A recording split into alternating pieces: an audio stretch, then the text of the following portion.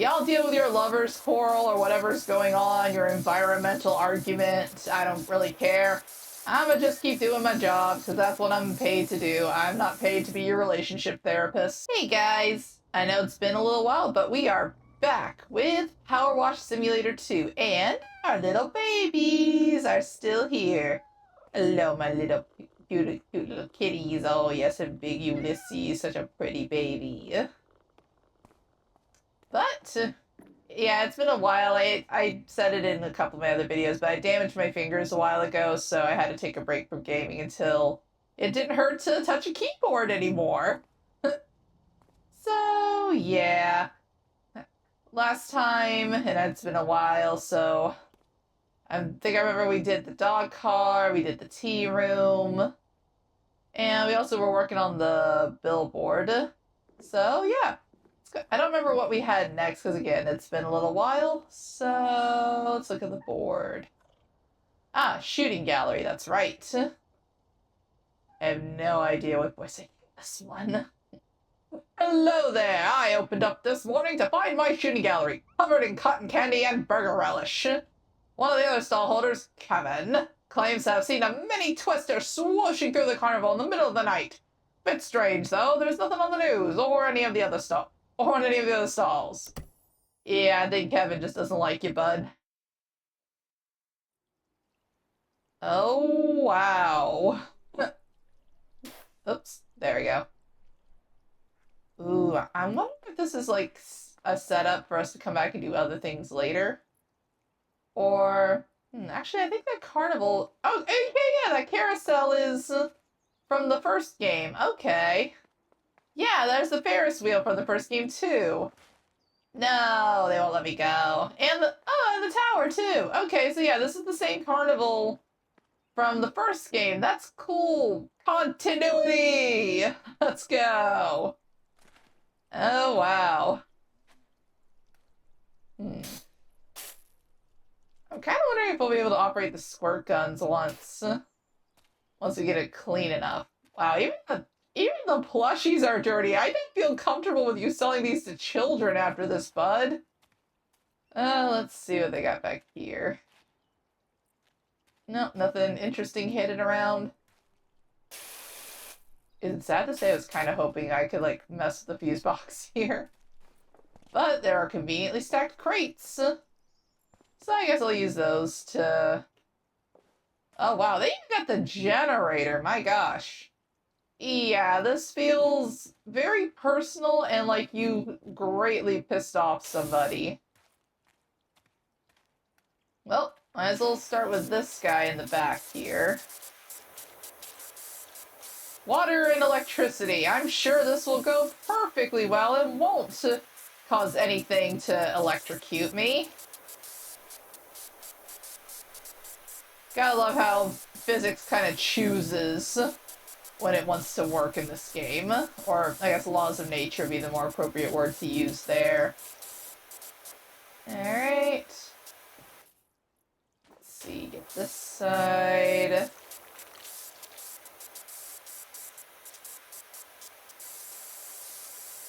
Oh wow, yeah, this thing is, like, caked in grime. It also looks like, I'm trying to tell, but I think there's some kind of spray paint in here, too. Alright. What else do we have out under the lip here? It's always the little things that'll get you on these tiny, tiny things. And on this side, wheel is good. Ah, under the lip over on this side too, that makes sense.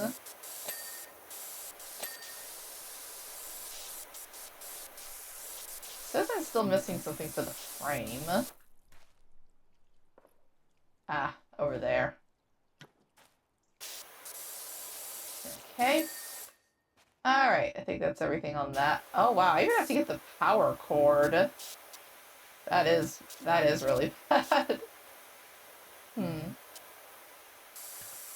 Really decide what I'm gonna yap about this time. Things will kind of just come to me when I'm playing simulator style games. I guess guess my first thing to ask would be, like, how have you guys been lately? Have you gotten to go to any carnivals, fairs, parades, whatever you have in your area? We don't really get a lot of carnivals where I live. There's an amusement park, and my mom and sister and I like going to that. It's been a while. We went. My sister got our mom tickets a little while ago for her birthday. It was really hot though, so my mom and I were overheating a little bit. Thankfully, the tickets included access to the water parks, so we kind of used that as an escape from the heat during the worst of it. You know, it's much easier to go through and deal with a super hot amusement park after you've gone and spent the heat of the day swimming and lounging in the lazy river and stuff like that. And before anybody asks, yes, I am waterproof. My parents thought far enough ahead to make sure that I wouldn't be taken out by a random cup of soda or something being thrown at me. You know what? I might end up switching to the soap in a second. Because like for the other walls, because yeah, this is definitely taking a bit.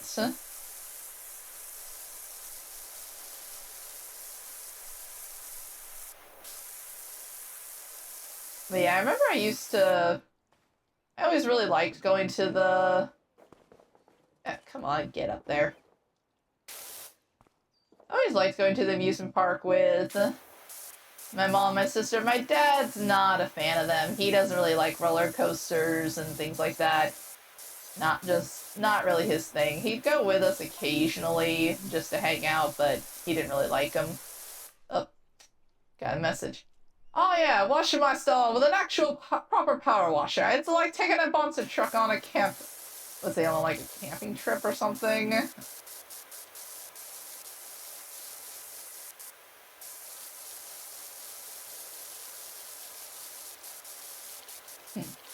But yeah, my dad's not a fan of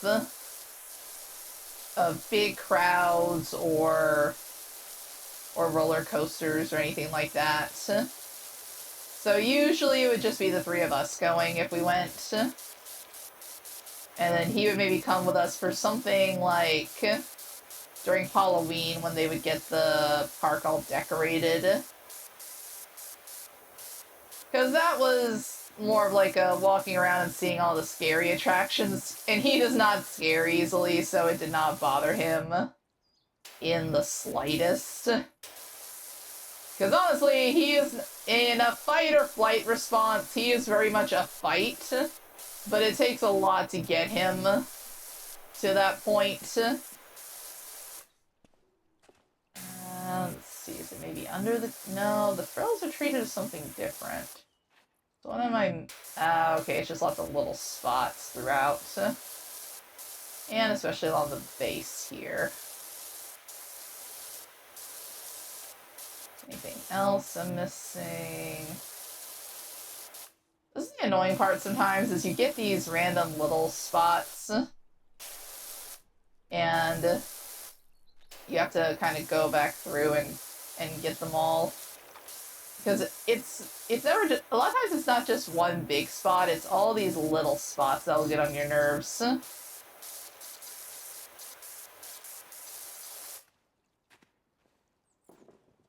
I wonder if this edge counts. I think it possibly does. Let's see. A little bit. Come on, give me the last little bit that I need. Stop being petty. Because, yeah, this is definitely part of the next one.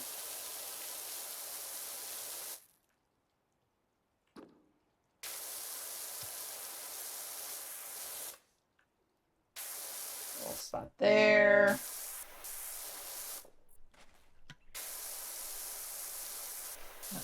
Sorry, I'm just really...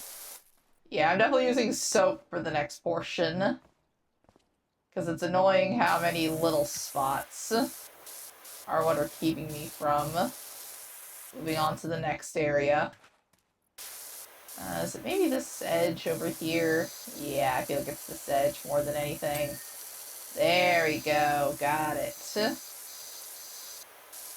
But, yeah, just out of curiosity, how do you guys feel about, like, carnivals, amusement parks? I don't remember if I've ever been to an actual carnival. If I have, it's been a really, really... There were footsteps in that. Yeah, there's footsteps here. This was definitely something that was done deliberately. But, yeah, we didn't really get a lot of carnivals in my area. And I'm not really sure how to define properly what the difference is between a carnival and an amusement park. Let's see, let that load up for a bit. But I think it comes down to, I guess, scale and ownership, maybe? Saw something pop. Oh, no, wait, that was just for the ladder. I thought for a second I was gonna get an option to mess with the generator. That would have been fun. But, nope. But yeah, I think it comes down to who owns it more than anything. Like, is this a big corporate entity? Is it somebody local? And how big is it? Because when I talk about the amusement park that's near where I live, it's, how to put it, it's definitely one that, it's part of a chain. Oh yeah, I definitely needed a ladder if the soap is not reaching very far. Come on, gimme. There we go. But yeah, it's part of a chain of amusement parks that are kind of scattered around Paramount, if that makes a difference to anybody. But yeah, it is definitely what I would call an amusement park, not a carnival. I think my town is kind of in that weird area of, it's not super big for like a huge amusement park, but it's not small enough for a carnival either. So we have an amusement park from the Paramount chain where I live, but it's not like one of their huge, gigantic ones or anything. Because I've been to some of their bigger ones, like, I think, what was it, King's Dominion, I think, was one I went to when I was traveling with my family once. And that was a very different experience. Like, it was still similar enough that I recognized a lot of the ways that they did things and all that. But it was different enough that I was like, oh wow, I feel like I'm from the sticks after being here. Because we don't have anything this fancy out where I live. And Riley's not necessarily a small town, I'd say. Huh, I never gotten like a perfect little cross like that from the squirt gun. Are you not going to refill? No. Darn it. Ah, well. Swap to one of the other nozzles for a bit. At least I got a good bit of soap coverage. Yeah, I'm not from the boonies or anything like that. It's still a southern town, but it's not like, you know, it's not southern. Not that level by any means. At least I don't think it is. I used to have a friend who was from way up north, like he was from Baltimore. And he used to say that where we live is too southern for him, and I joked back, I was like, what, you mean because we actually have trees down here? Not take too kindly to that one and flip me over his shoulder. Yeah, it's fun. But, yeah, it was one of those little culture differences, I guess, because I personally don't feel like this place is too southern compared to some other places out there. Like, there's definitely, even within the state that I live, there are absolutely towns outside of here where they are much more traditionally what people think of when they think a southern town would be. Like, way out middle of nowhere, there is nothing. It is the town that you pass through and you are worried you're going to get pulled over by the police for doing nothing and get in trouble because there's no law out there level. There are places like that that are only a few hours from where I live, but where I live is not one of those. Our town is still decent enough that it's not on that level, thankfully. I would survive in a place like that. Okay. Get this last little bit over here. Yeah, the soap definitely helped, even if it wasn't enough to get through everything on here. I'm gonna see if I can get the soap to work for the other side, too. Let's see, get that edge. Oh, there's, I guess that's Kevin. Just what we need. A power washer at an attraction that is already brazenly wasting water. You're not making yourself look any more innocent, bud. Alright, Kevin, what?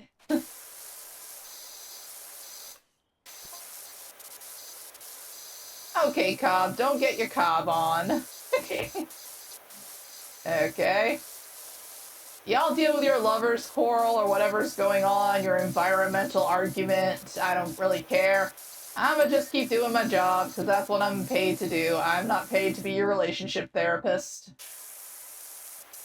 Let's see, any other places I missed up here? And a little bit behind the plushies. These plushies are, like, glued to this curtain, by the way. They are not moving whatsoever. And I have cleaned things that have movement physics before. So, I don't know how I feel about those. I'd be more I guess I'm concerned, like, is the thing of they were like this before? Or are they like this now because they just got that dirty? Let's see. Get this part on the inside here. There we go. I think the rope is good. The plushies are good. Get the back of this guy. Yep. Did not expect to go in that far. Yeah, how do you guys feel about, like, amusement parks, carnivals, roller coasters, stuff like that? My roller coasters, though, because I'm not designed for them, I have to be careful which ones I go on and how hot it is. Because, unfortunately, when I went to the amusement park a little while ago with, like I was talking about earlier with my mom and my sister, I think it was too hot out.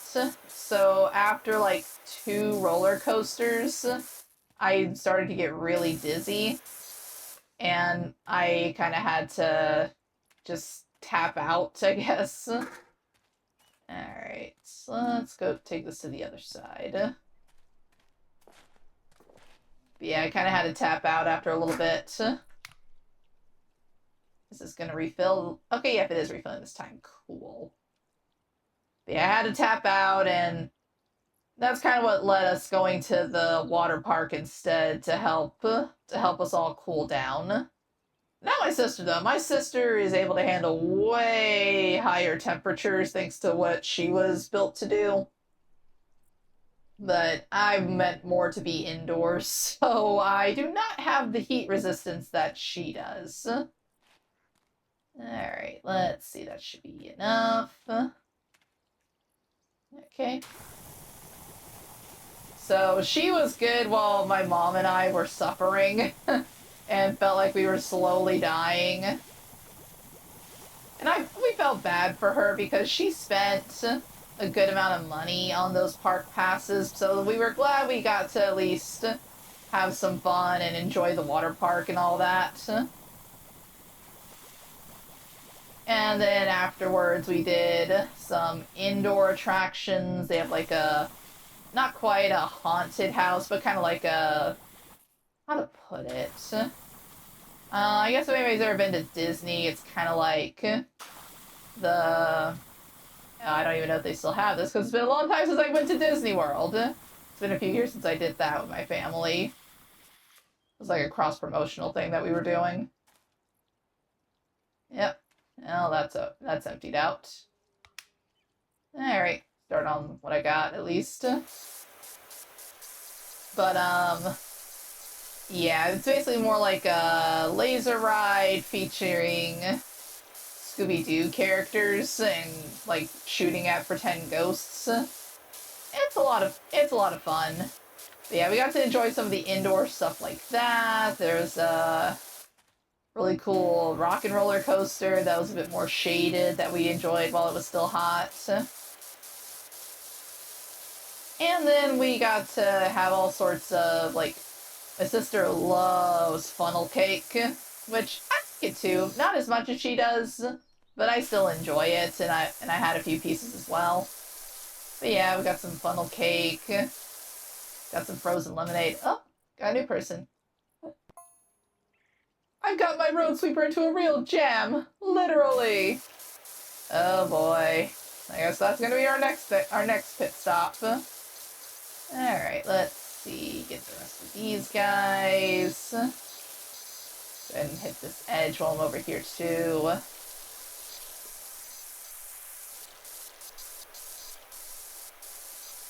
Alright. Hopefully this will be enough to get the edge of this curtain.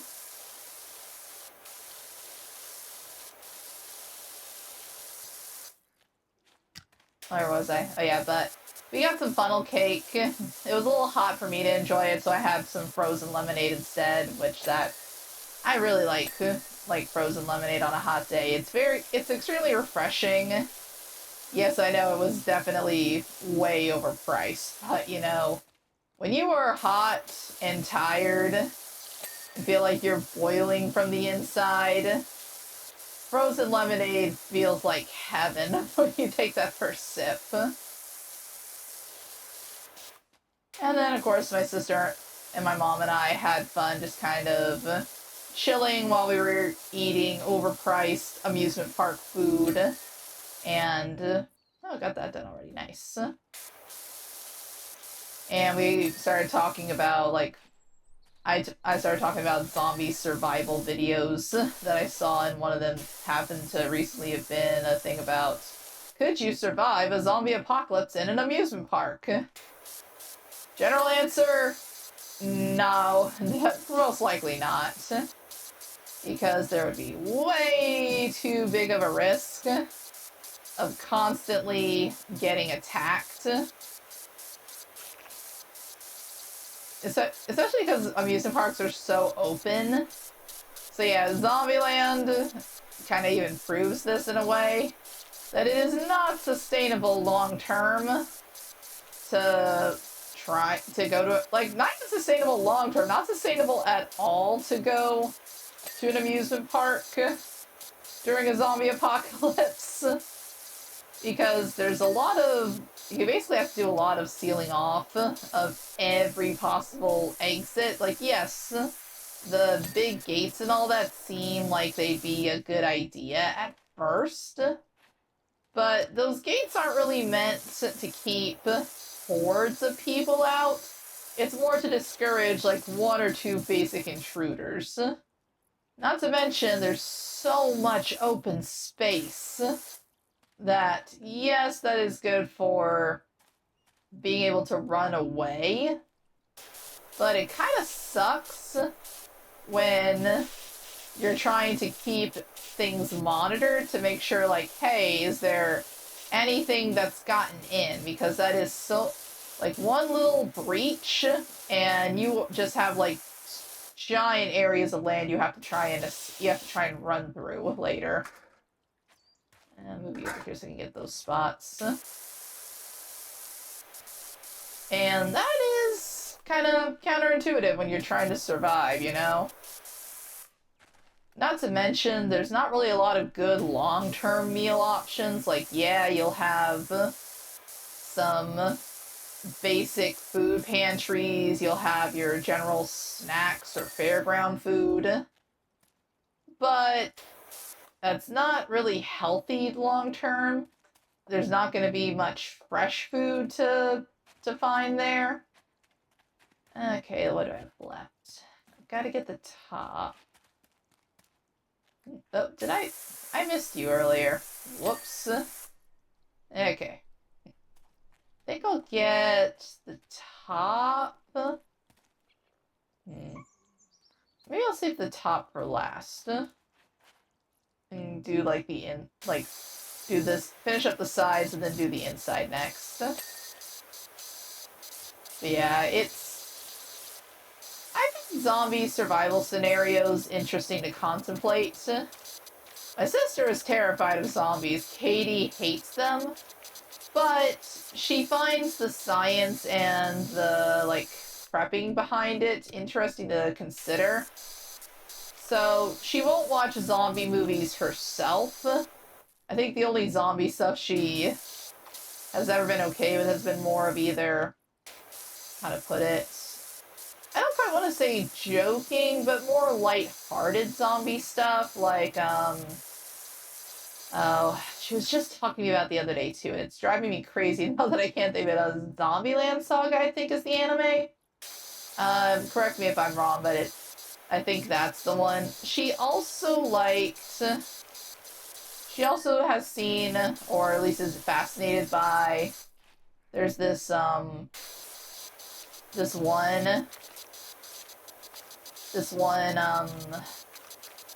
anime where it at first looks like a slice of life anime, but then it turns out that it's actually a zombie survival anime starring a group of girls who managed to make it inside.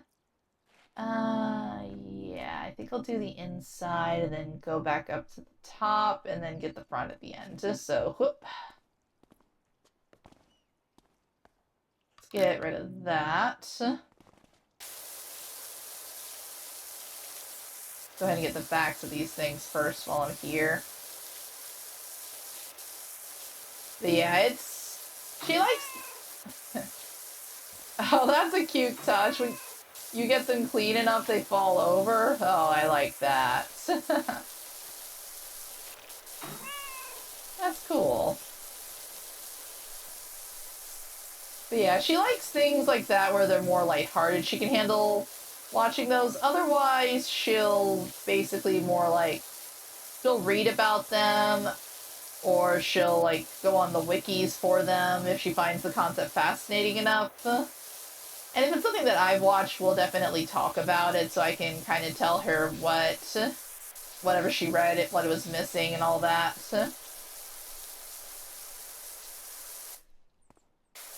Because she does not care about spoilers ever, especially if it's something that she knows realistically that she's not going to feel comfortable seeing. And I am not the type of person who's going to force her to watch something that she's not comfortable with seeing. I always try to warn her if anything, if I know something has a scene that'll make her uncomfortable, I always try to give her fair warning on it. Because, you know, I actually care about my sister. I've never understood those types of pranks where, like, you call it a prank because, well, you traumatize somebody you claim you love. I don't get those. Kevin, you didn't let I recycle my water. I've got trays that run on the bottom, constantly redirecting it all back into the spray guns.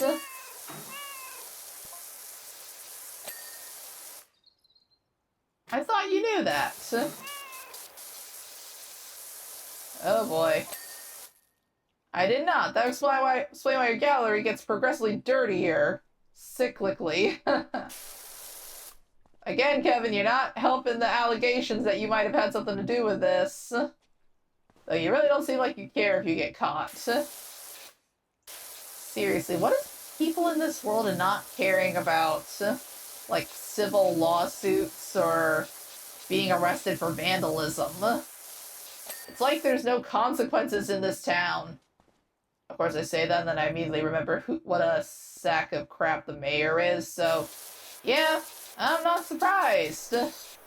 I'm no longer surprised. I remembered the world building. Though, honestly, that he does kind of have a point, where unless this guy's got... water treatment things in place under here, it would kind of explain why this thing gets so dirty. Because you can only, like, reuse the water so many times, unless he also is, like, mixing in soap occasionally and going through and spraying it all down. Because otherwise it's in a big open area. There's gonna be dust and dirt and all sorts of gunk that's gonna get in here eventually, you know? Oh, that's a pretty little scene. Hello, random butterfly that just flew by me. I do like those little touches, but it also is amusing. It's like, what is a butterfly doing inside of the ride? I would expect that more when I'm outside by the flowers. Alright, I think I've almost got this. Alright. That is, that is kind of funny and kind of cute back there. Oh, they got it. Oh, there's a top part too. Huh. I have to figure out how to get up in there. Well, one part at a time. Guess let's work on this last little edge over here. Oh yeah, I guess I should get the ceiling too. That would make a lot of sense to go ahead and get that while I'm over here. I'm likely gonna do the soap again for, like, well, honestly, this part's kind of coming off quickly, so we'll see. I prefer to do the soap for the areas where it is really thick. This comes off pretty easily and quickly, so I'm not as concerned about this, like, this area, but if there's something up here that's a little bit more caked on, then I'll probably switch to the soap nozzle. Actually, I like shooting games, by the way. I don't think I said that earlier when I came into this place, but yeah, I'm not like a crack shot or anything, but I'm not bad shot either. There we go. I find it fun to like test my aim now and then with different types of guns in these little stalls. I'm not the type of person who goes shooting on a regular basis, but because I work in an arcade, I play a lot of shooting-based games. Most of the ones that I get to play, though, are more like video game-style ones, like Time Crisis is a personal favorite of mine at the arcade.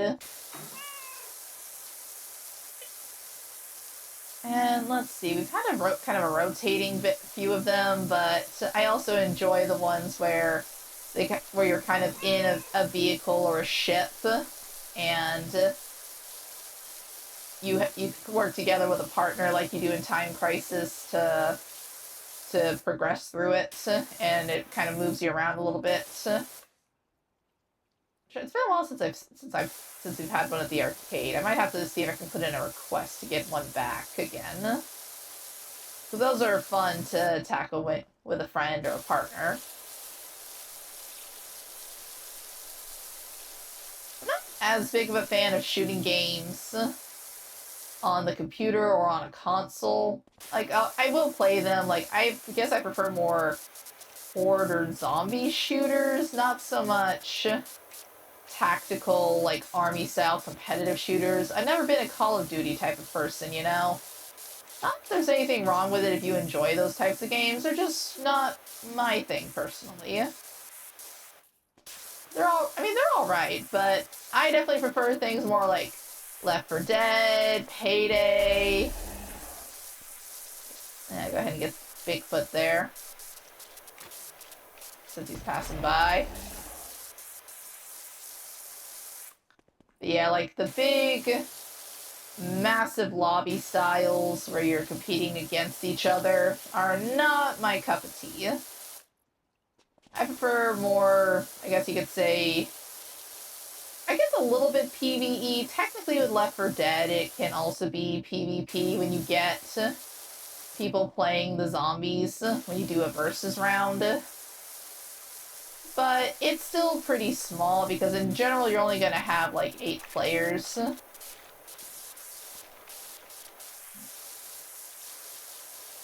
Oh, I think some of these I just realized. I recognize this statue. Yeah, it's kind of similar to the one from the first game. Oh.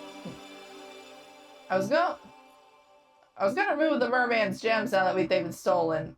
Darn it. I lost the log. I guess he said that, like, they're kind of built in or something. Okay. Honestly, nice attention to detail there. Though it is a little annoying that he keeps turning every time I try to clean him.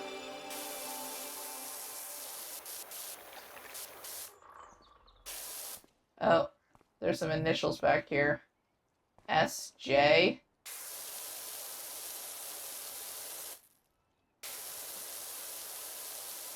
I also cannot tell because the orange blends in way too well with the statue itself. This might be one more for this guy.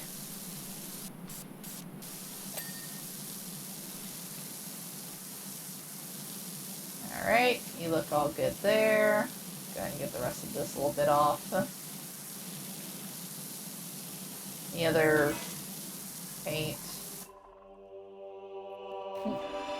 Said cool little, I guess, attention to detail on that with the gems lighting up. Alright, statue is good.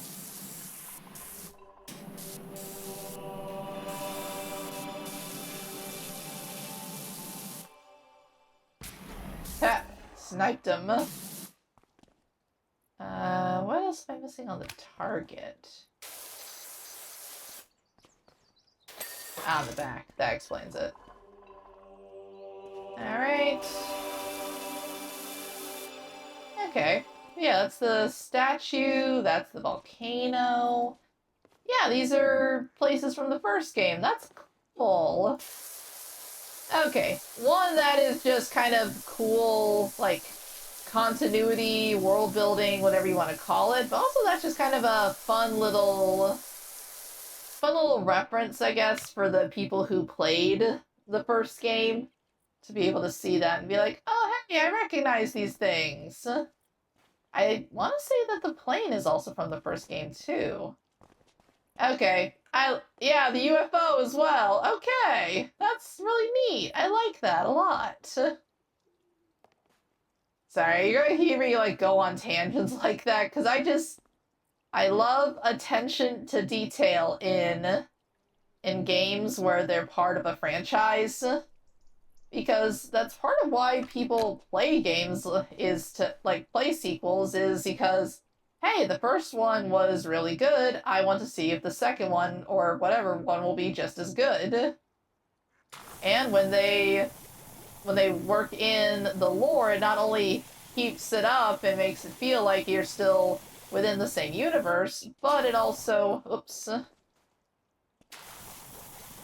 it also makes it a nice little treat for the people who did play the first game. Go ahead and, like, suds up some of these areas. Because, yeah, the paint's getting kind of thick along some of this. Let's see, get the other side here.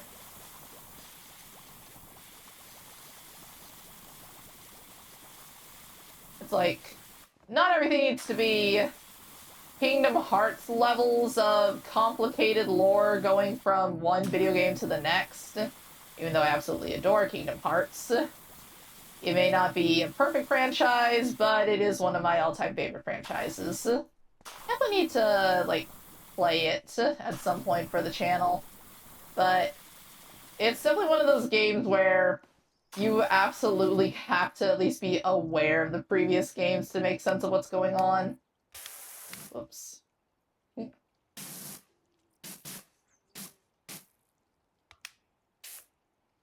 That's actually a good way to gauge, like, what the spray intensity is for each one of these. But, yeah, not every game needs to be that level of complicated lore and continuity and whatnot. But it does help when you have little nods like this. Exactly, Kevin. I have to bleach the bejazzle out of it every third Sunday. I see. I previously attributed the noxious smell to Funeral Power Station. I shall amend my online reviews of the premises. Oh, wow. This guy is just really petty, isn't he? Y'all keep having your little quarrel. I'ma just keep cleaning. I am, again, not paid enough to care. I am just a service worker doing my job. Oops.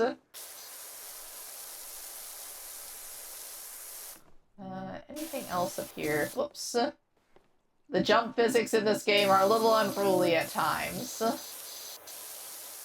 Yeah, I'd probably say one of my favorite examples of a game series that has good continuity without feeling like, how to put it? Feeling like it still has good continuity without feeling like you have to play every single game, but it still rewards you if you are aware of it, would probably be BioShock.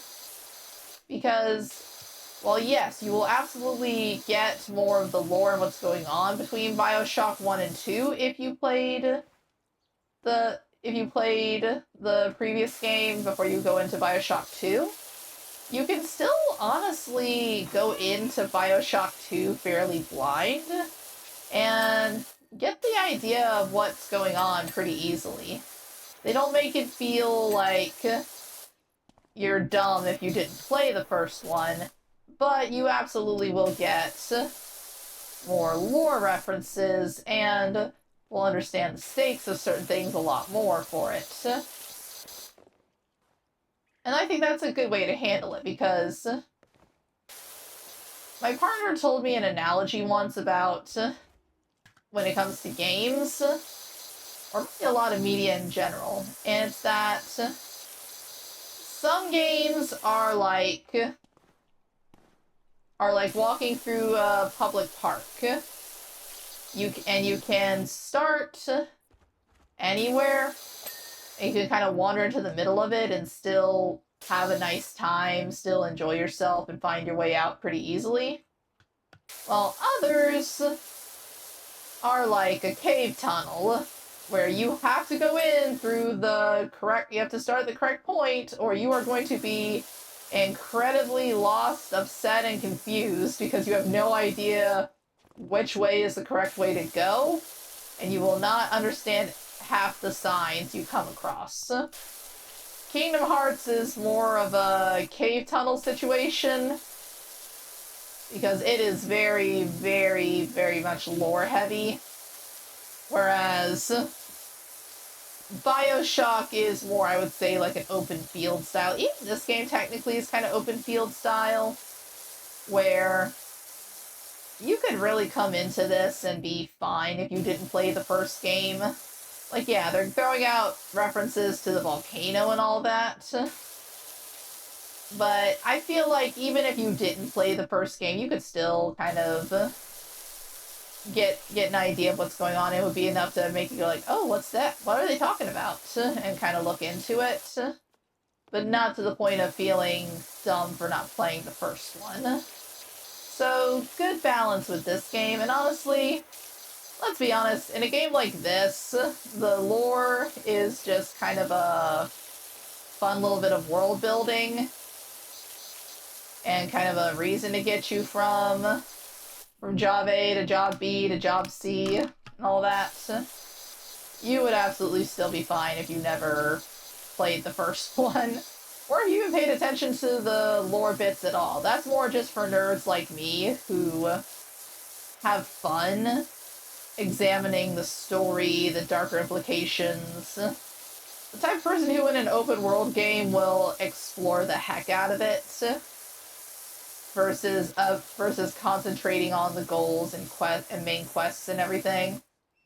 And there is nothing wrong with either playstyle, because everybody has fun in their own way. I've legit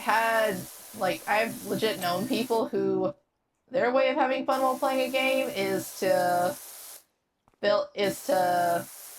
just go as fast as they can, like the speedrunners who want to get the main story and objective done as quick as possible, so that way they can prove how good they are at the game.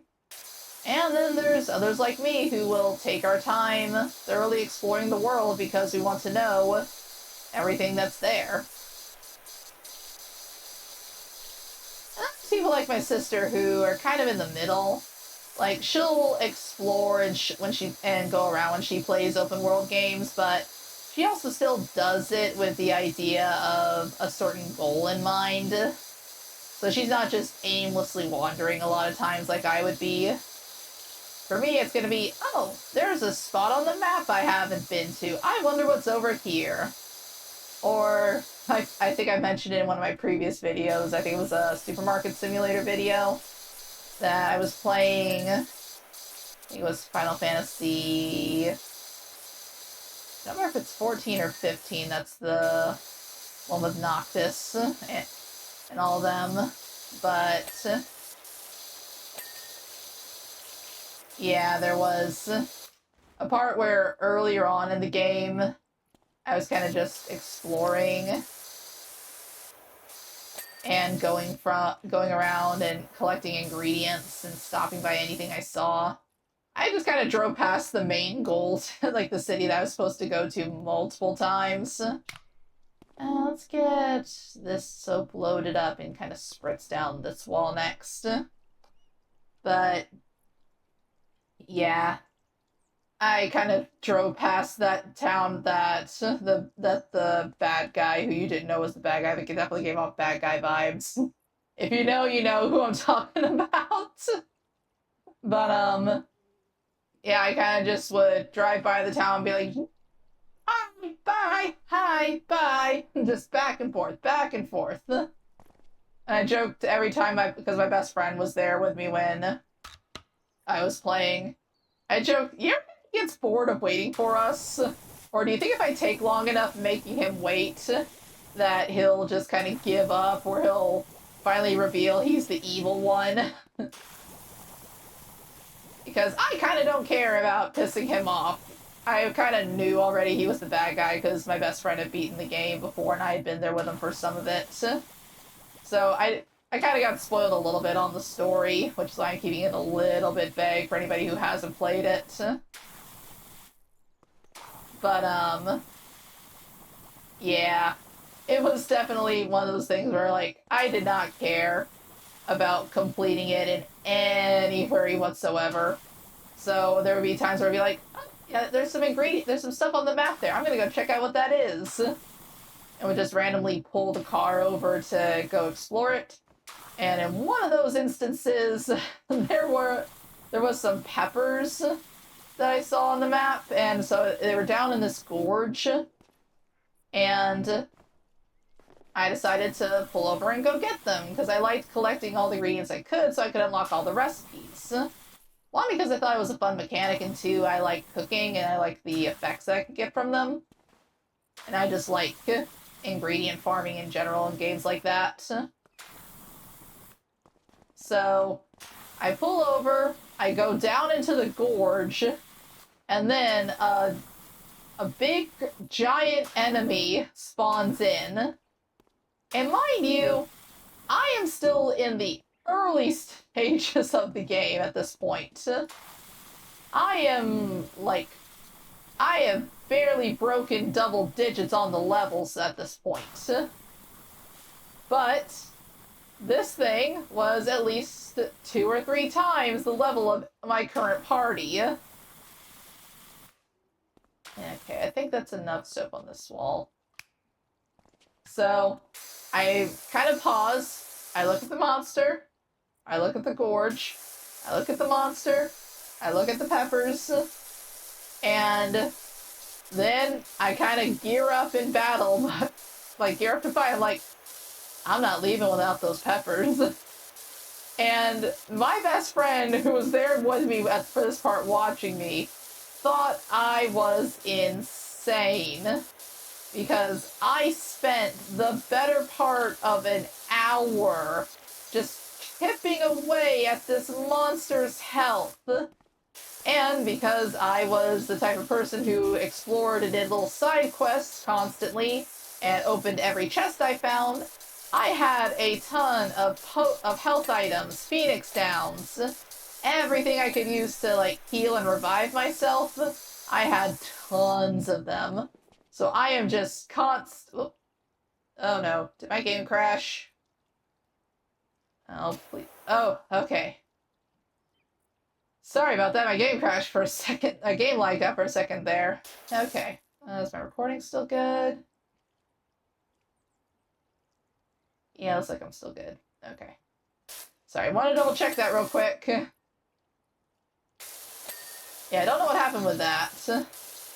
But, yeah, so I spend the better part of, like, an hour chipping away at this thing's health, constantly throwing out potions, revives. I am alternating what characters are getting healed at the moment. And just, it's a constant uphill battle for a while. But, gradually, bit by bit, I am lowering its health until, at last, it finally goes down. And I grab the peppers that I came there for and walk back to my car. And my best friend is just there like, you are absolutely insane. Why did you do that? I'm like, I wanted the peppers. That was really my only logic, was just, I wanted the peppers, and it felt like it would have been losing or admitting defeat to leave without them. And there are certain things I will admit defeat on. A lot of times, logic-based puzzles can stop me, as anybody who's seen me play Talos Principle will know. But a lot of times that's more just me getting frustrated with myself. Yeah, this is the temple. Okay. Yeah, it's the temple from the first game. Nice. That's more just me getting into my own head and overthinking things, or getting so caught up in seeing it a certain way that I'm not able to look at it from a different perspective. I have a real issue with that at times.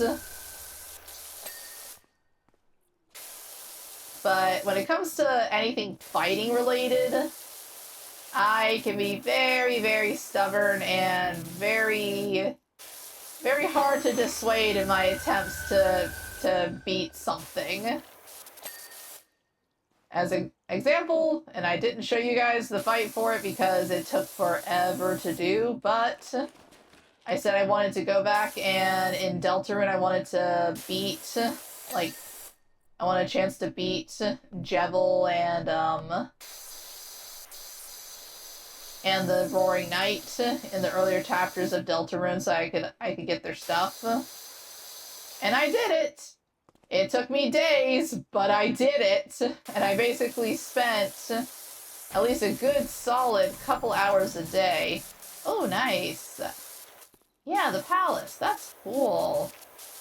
Oh, and you have to kind of open this up to be able to get to this part on the inside. Okay. That's a cool little detail. Let's take that off and go back down to this. Oops. But yeah, I was basically spending at least a couple of hours every night between recording other videos and editing and then work and everything else. I would spend at least a couple hours a day trying to beat all of those fights so I could get all the secret stuff that I needed.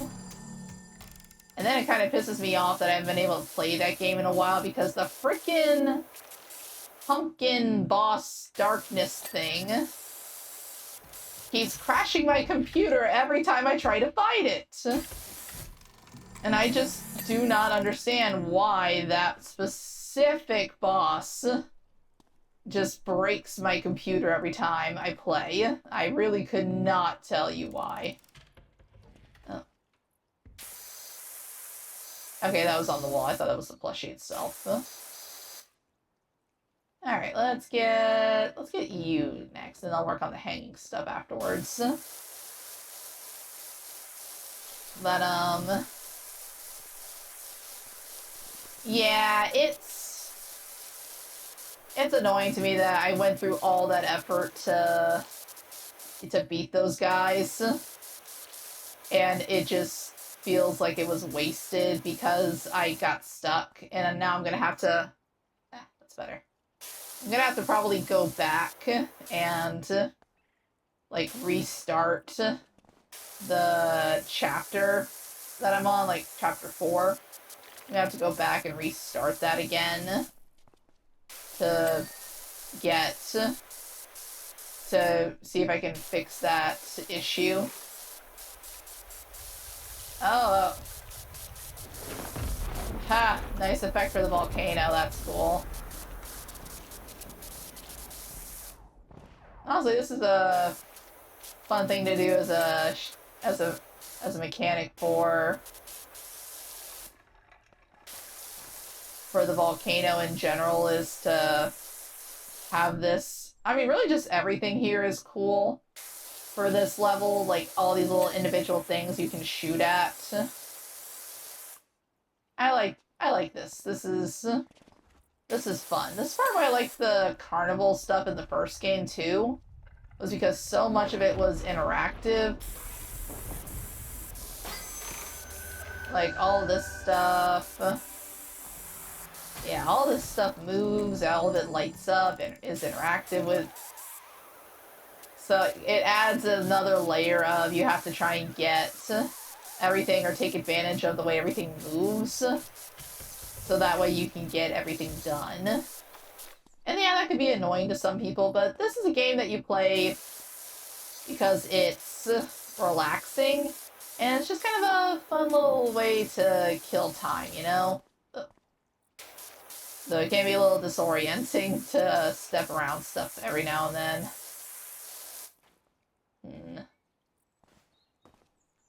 Okay, yeah, I can't get to the top of it from here. Thank goodness these are very, very strong wires. There you go, switch over to that one so I got some more distance.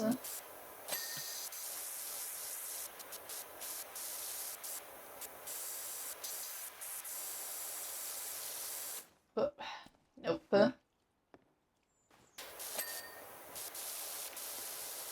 Okay, yeah, that was the top of it. And I think that's all the UFO. So let's get the plane next. Then I can work on probably the roof and finish up that wall on the side over there too.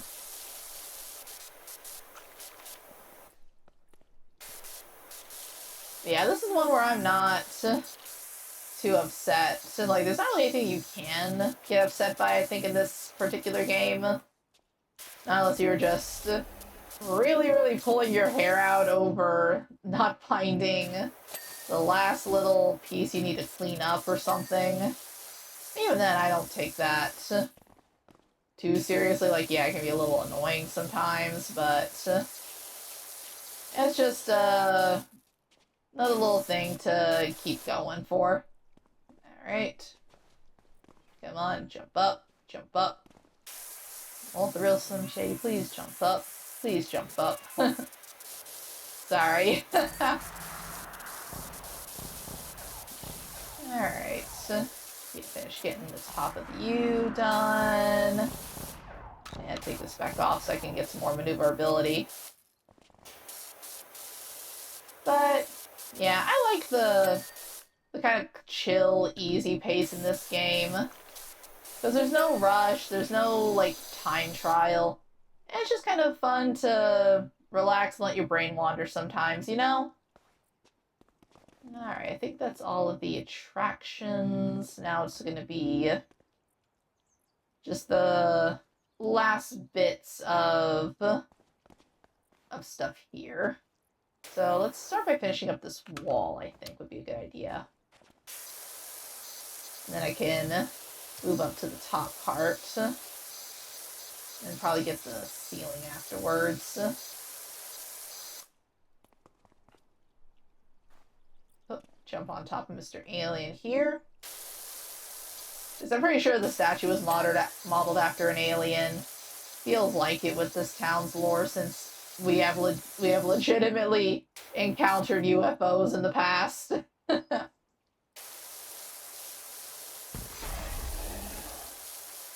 do kind of wish there was like a score counter here that you could see as you're cleaning, so like how many times you've hit the various targets. I think that would be a nice touch. Apology accepted, Kevin.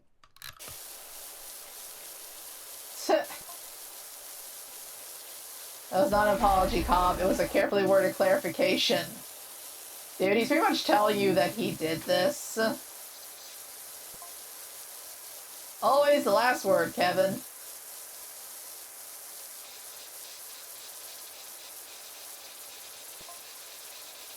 Not at all. You say while getting the last word again. Like I said, I'm gonna let them have their drama, relationship issue, whatever, on their own time. I'm just gonna keep cleaning. They can go to counseling, small claims court, whatever they feel like they want to do to resolve all this, because at the end of the day, they're making business for me, so I can't really complain about it too much. They're the reason that I am able to go to weird and fun places like this and just get paid to hose everything down with my infinite water power washer technology that somehow the government has not come after me for yet. Because I am pretty sure this is an alien device, because I do not have a hose trailing behind me or anything.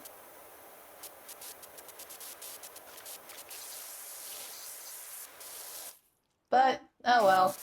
Until the government comes for me, I'm just going to keep making money off of people's petty grievances and weird disasters. Which honestly is a good way to live your life. Don't get involved in the drama, just get paid to clean it up afterwards.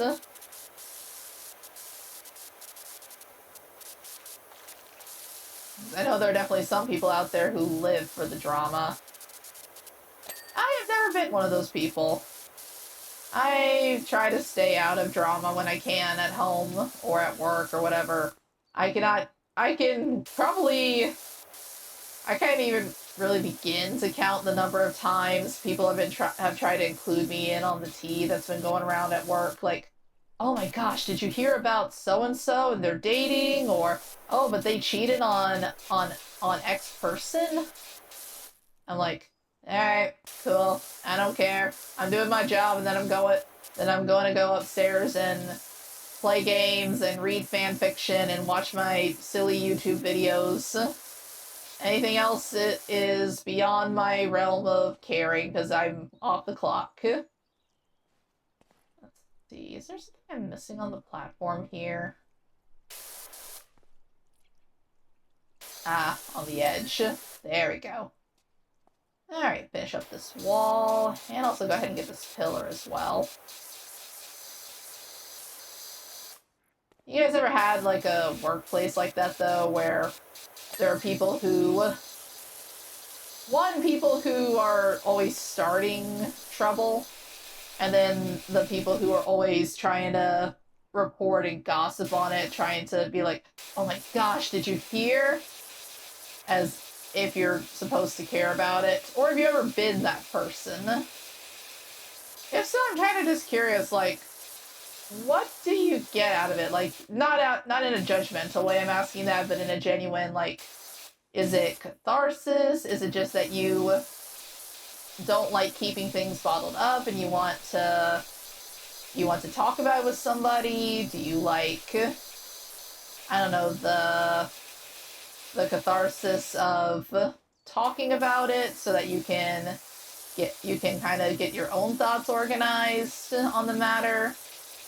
curious why some people have the logic of spreading the drama or talking about the latest gossip at work and what exactly the mentality is behind that, because my mind is not wired to think about doing stuff like that.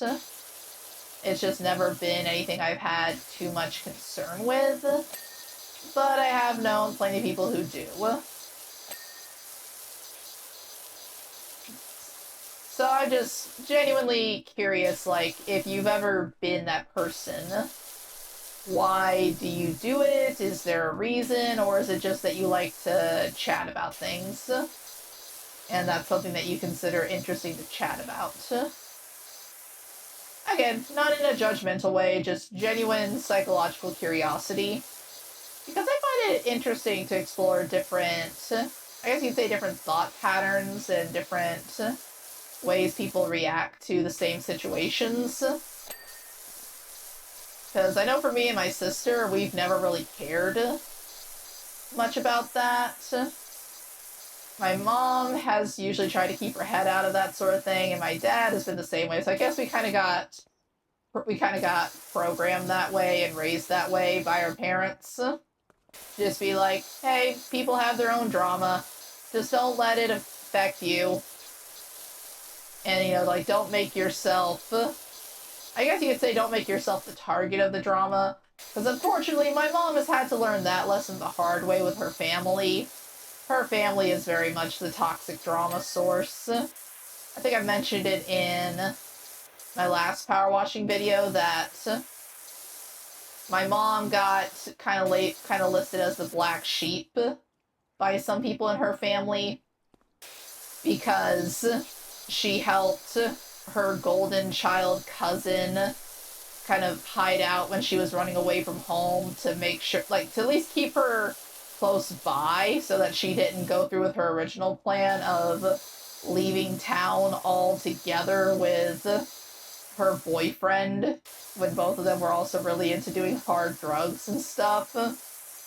So my mom got labeled as the black sheep in her family for it. But, whoop, darn it. See if I can get back up there. There we go. So, she kind of learned after that to not really get herself involved because nobody in her family ever really saw what she did as the right thing. Like, her mom always loved and supported her. My grandmother didn't always have the biggest backbone when it came to dealing with people in her life, but she still loved my mom and didn't fault her for her decisions. Even if she didn't always agree with them, she still supported her. She just didn't do a good job of backing her up. That was, like, my grandmother's main fault, I will say. But yeah, my mom kind of learned after that not to make herself the target of drama. Like, she would still stand up for herself. And when my sister and I came along and our dad came into her life and everything before that, she'll stand up for her own family. And she will get involved in arguments or whatever to stand up for us. But she's not getting involved in, like, her cousins or extended families drama, because that is not kind of the whole not my circus, not my monkeys sort of thing going on. Have you ever heard that saying? She had learned to only focus on her own monkeys and her own circus, because my sister, my dad, and I are crazy enough monkeys in her life. She does not need more to deal with. And unfortunately, that's not to say she hasn't dealt with her own drama in the workplace. She actually just retired a little while ago because there were some really toxic people in her workplace, and her boss kind of followed and let the toxic the main toxic person there get away with everything. Because unfortunately, my mom was trying so hard not to be involved in it that the person who was the toxic individual got away with a lot more than she really should have been allowed to get away with, because my mom didn't want to rock the boat or get involved in drama. And by the time my mom started to kind of make us think about it, it was too late. And yeah, my mom just got tired of it, so she decided to go ahead and retire. Which I cannot fault her for in the slightest. My sister and I still want to go and, like, block that bitch who upset our mom in the face. Sorry to be so crass about it, but I care about my parents. They may not be perfect, but as I stated kind of in my last big rant I went on in my last video for PowerWash Simulator, but yeah, they may not be perfect, but they've always loved me and my sister and always supported us. They never made us feel like one of us was the favorite. They never made us feel like one of us was more important than the other. They always made us feel like they love and support us no matter what we decided to do with our lives or what happened in our lives. They would always have our back. Even if we did something that wasn't 100% in the right, they would call us out for it when we needed to be called out for it. I think that's everything on the ceiling in here, yeah. Now it's onto the front. Yeah, they would still call us out for it and you know, scold us and whatnot when we deserved it, when we were in the wrong, but they would also still have our backs and would never let somebody else, especially our family members, trash talk us. Because we've got family on both sides that kind of sucks, honestly. On my dad's side of the family, he's got one of our cousins is, I wouldn't say he's famous down here, but he is heavily involved in local politics. So I have been kind of told to keep my mouth shut if I go to any family get-togethers he's involved in, because he uses them as, like, press opportunities to have people come and, like, oh, look, such a wholesome family man. But he and I are on very different ends of the political spectrum there, not the least of which involving the fact that I'm very heavily in the LGBT side of things. And he is on that side of the political spectrum that does not agree with that and is constantly trying to take rights away from people like me and my friends. So, yeah. We do not share the same political beliefs, and I have been told that if I go, I need to not basically talk about myself at all, or it's gonna cause drama, and I just don't like being part of that drama, you know? If I go to see my family, I want it to be a fun time. I don't want it to be I need to police everything I say so that they don't ask me to leave early sort of time. What am I missing on this plushie? There's also stuff around his back, too. There we go. So, nah. It's one of those things where I'm just gonna stay out of it and only say anything and just kind of just keep to myself until they start doing anything that involves me or my immediate family.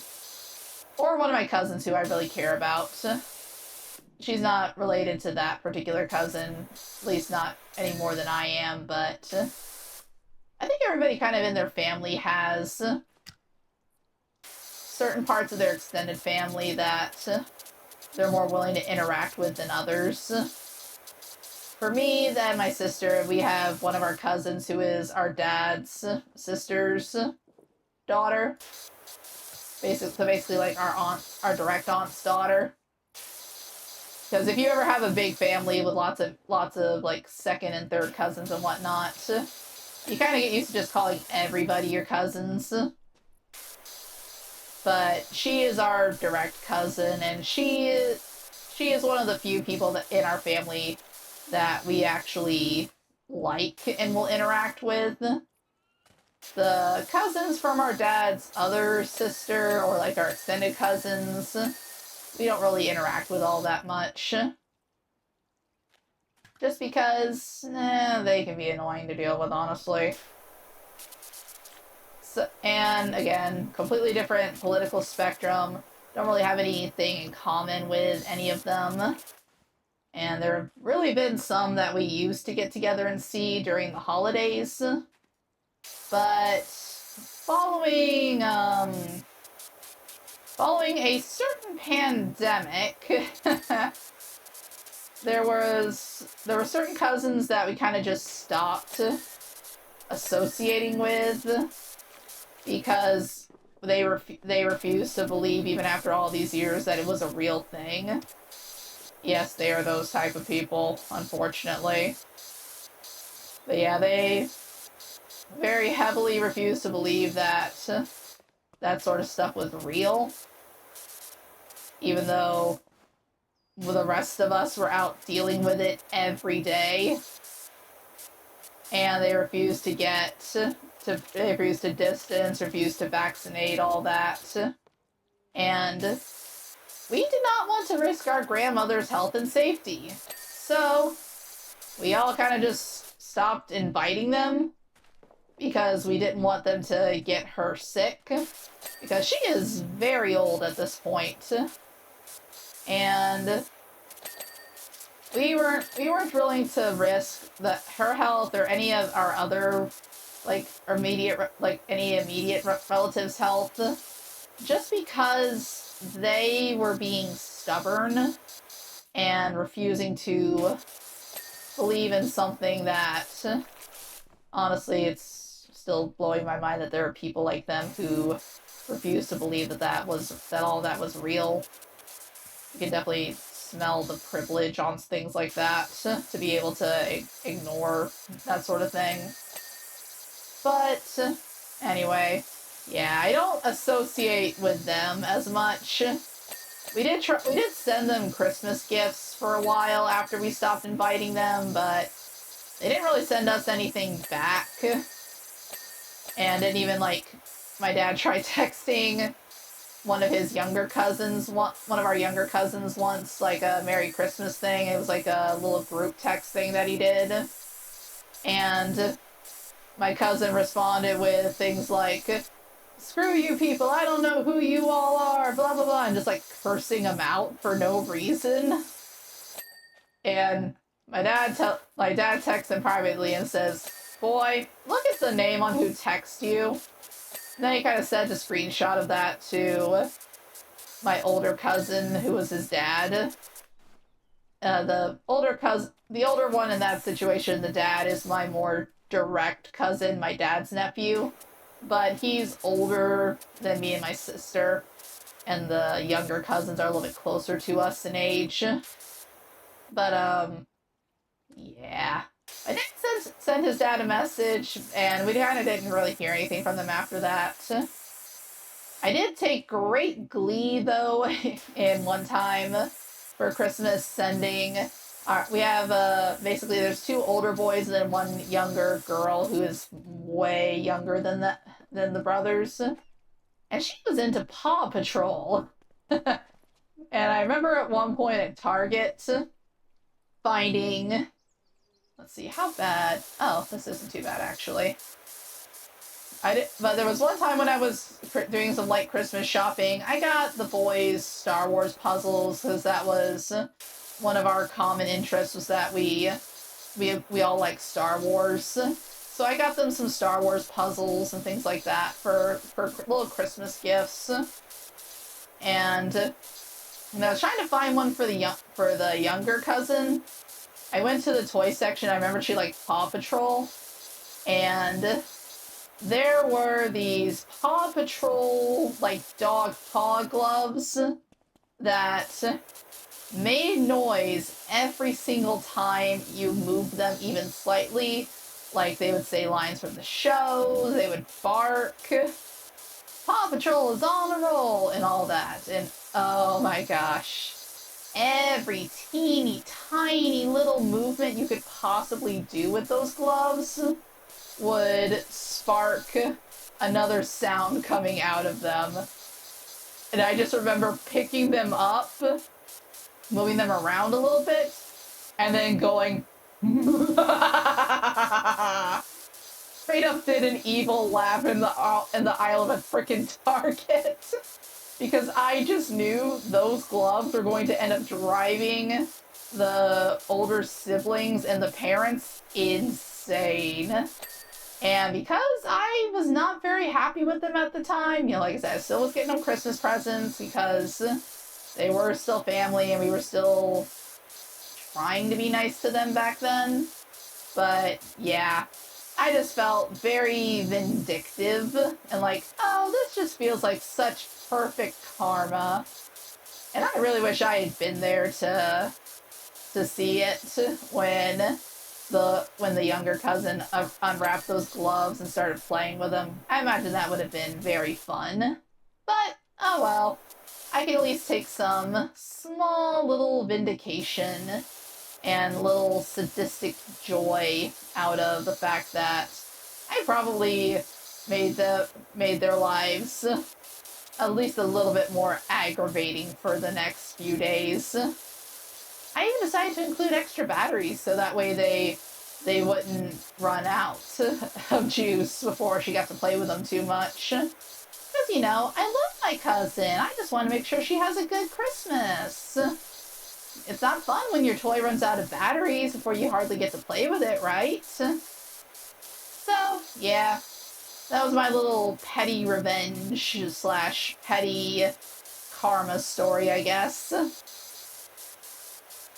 Like I said, we kind of stopped sending them gifts after a little while because, yes, I know it's a whole argument of, oh, you don't give people gifts because you're expecting anything in return, but it's, how to put it, there's definitely kind of a line of, you kind of learn as you get older and you mature more to care about the people who care about you, I guess would be the way I would put it.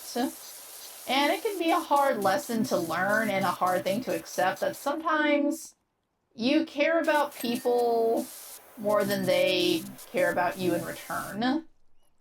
And you have to learn to match energy or you're gonna just burn yourself out emotionally.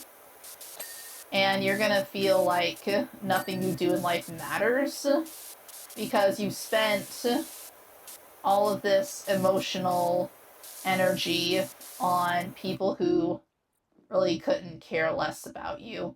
And it hurts. It absolutely hurts to learn that lesson and have to start kind of emotionally distancing yourself for your own mental health and well-being. But it's an important life lesson that you kind of accept growing up. I remember I had this one friend who I was very close to for a long time, but then they moved away, and we were both really sad about it because we had known each other for years. We had been very close. They were one of my best friends, and I was sad that they were going, but it's what they felt they wanted to do with their life. So we originally talked about, like, hey, we're still going to try and, like, keep in touch. We play games together on Steam, so we'll try to do voice calls or play Steam games together and stuff like that. We'll still message each other because we talk all the time on Steam and Discord and text and everything. And for a little while we did, but then life kind of just kept piling on over and over and over again, and it kind of got to the point where they just, I would reach out to them, and they would occasionally reach out to me back in return, but then it would go like months on end of me worrying because they weren't messaging me, and it got to the point where kind of within the past year or two, I've had to kind of not necessarily let the friendship go, but I've stopped reaching out. I know that probably sounds kind of sad and cowardly to do, but it's what I felt like was best for me because it was depressing to send holiday greetings or like only hear from them during holidays if I reached out first. I guess my final straw was like my dad had to go through open heart surgery last year. He's fine now, by the way, but he had to go through open heart surgery last year, and we were all really worried about him.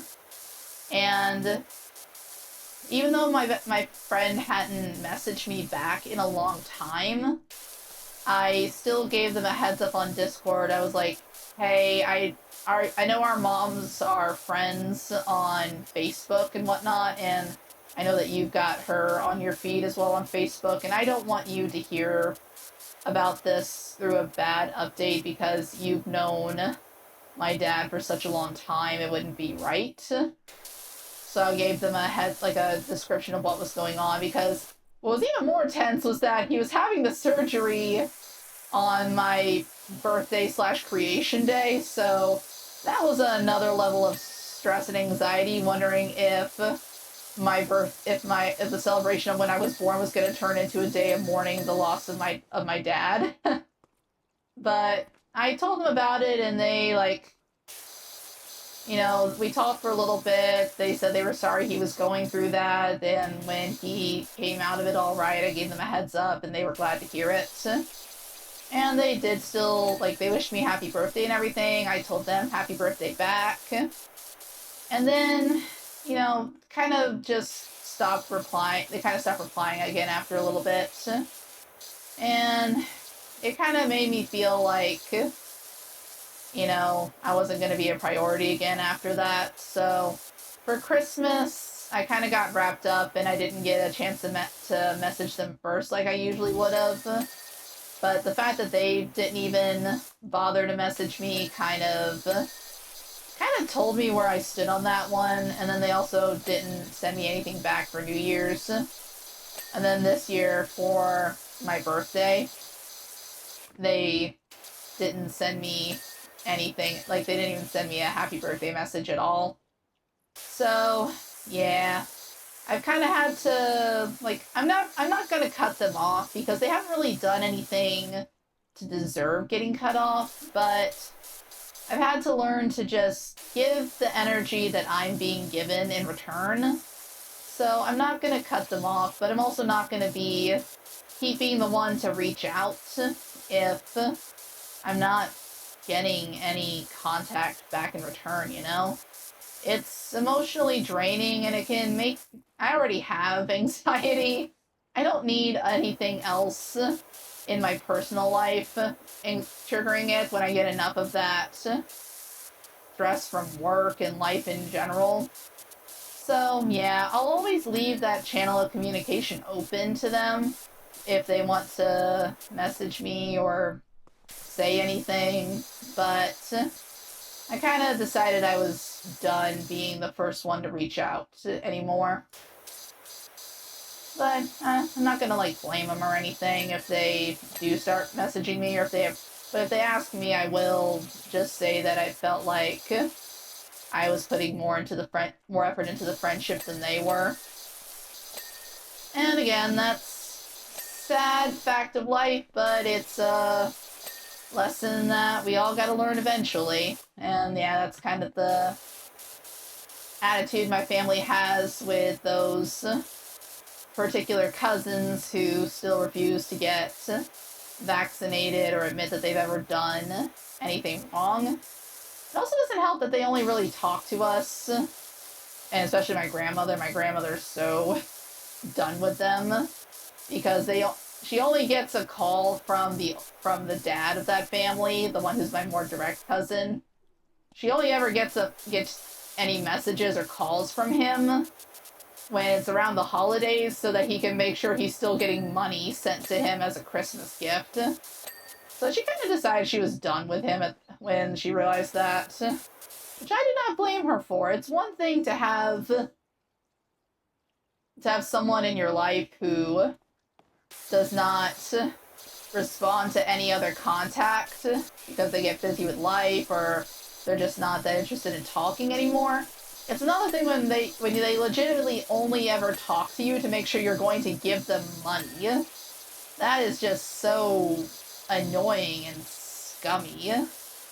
And I don't blame her at all for not wanting anything to do with them because, again, she is the one who was one of the most at-risk people from getting sick because she can only handle a single round of the vaccine. Any more than, like, that one round from the vaccine that she did end up getting, oh, she barely made it through that. And if she got another one of those, I don't know how she would come out. I don't know if she would at this point. She's pretty old at this point, and we're all really worried about her and her health. But, yeah. I don't blame her for not even wanting to talk to them anymore because that's just, like I said, scummy and manipulative. And definitely shows that they only care about her for one reason.